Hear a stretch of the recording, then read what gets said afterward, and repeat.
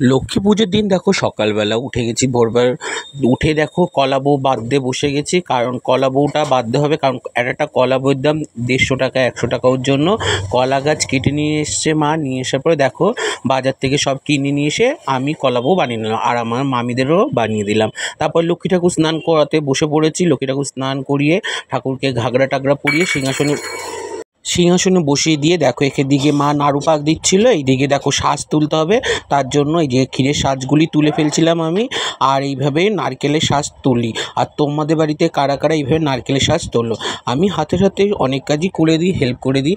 তাই চলো দেখো নারকেলের সাজগুলি তোলা কমপ্লিট হয়ে গেছে। নারকেলের সাজগুলি তুলতে দেয় আগের লক্ষ্মী পুজোর এখনকার লক্ষ্মীর পুজোর মধ্যে আকাশ পাতাল তফাৎ হয়। আগেরকার লক্ষ্মী পুজোর সময় আমরা খুব ভোরবেলা উঠে ফুল কুড়োতে যেতাম সব বন্ধু বান্ধবরা মিলে, আর খুব মজা হতো। একটা লক্ষ্মী পুজো আনন্দ ভাব হতো। দেখে নিয়েছো আমাদের ঠাকুরটাকে দেখো সিংহাসনে বসিয়ে দিয়ে এইদিকে নাড়ু বানাতে চলে এসছে। আর এবারে খইয়ের মধ্যে পাক দিতে হবে। দেখো খইয়ের মধ্যে গুড়ের পাক দেওয়া চলছে, আর এইটার মধ্যে এই হাঁড়ির মধ্যে ভরতে হবে।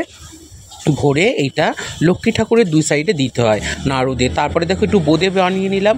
বোঁদেটা বানিয়ে নিয়ে বোঁদেগুলি কমপ্লিট করে তারপরে লক্ষ্মী ঠাকুরের সামনে দিতে হবে। দেখো মিষ্টির পাক দেওয়া রেডি হয়ে গেছে, তাই গ্যাসটা বন্ধ করে বোঁদে আমার রেডি। তারপরে দেখো সন্ধ্যা হলো, সন্ধ্যাবেলা আলপনা দিতে বসে পড়েছি অলরেডি। আলপনাগুলি কেমন হয়েছে অবশ্যই একটু লাইক কমেন্ট শেয়ারের মাধ্যমে জানিয়ে দিও। আর দেখো পুরো ঠাকুর ঘর রেডি হয়ে গেছে কমপ্লিট। দেখো এইদিকে সাদা নাড়ু, লাল নাড়ু, তিলের নাড়ু, ক্ষীরের নাড়ু, কারণ আমাদের অনেক রকম নাড়ু তৈরি করতে হয়। দেখো এইভাবে সব কিছু নাড়ু দিয়ে ঠাকুরকে পরিপাটি করে শুধু ব্রাহ্মণ আসার অপেক্ষায় বসে আছি, কারণ ব্রাহ্মণ আসবে রাত 7টা 7:30। দেখো এইদিকে আমাদের সব প্রসাদ রেডি হয়ে গেছে। ঠাকুরকে কী ভোগ নিবেদন করা হলো দেখেছো। আর এই যে সেই সাজগুলি তৈরি করেছি সেই সাজগুলি, আর বাদবাকি তো তোমরা তো জানোই সবার বাড়ি পুজো হয় কম বেশি। আর যেহেতু আমাদের পিতলের লক্ষ্মী তার জন্য ভোগ দিতে হয়, তার জন্য দেখো ঠাকুরমশাই চলে এসছে। এইবার দেখো ঠাকুরমশাই অঞ্জলি টঞ্জলি দেওয়া কমপ্লিট। এবার ঠাকুরমশাই আরতি করবে, তাই পঞ্চপ্রদীপ ধরিয়ে দেওয়া হলো। এইবার ঠাকুরমশাই আরতি করবে, চলো আরতিটা একটু দেখে নিই।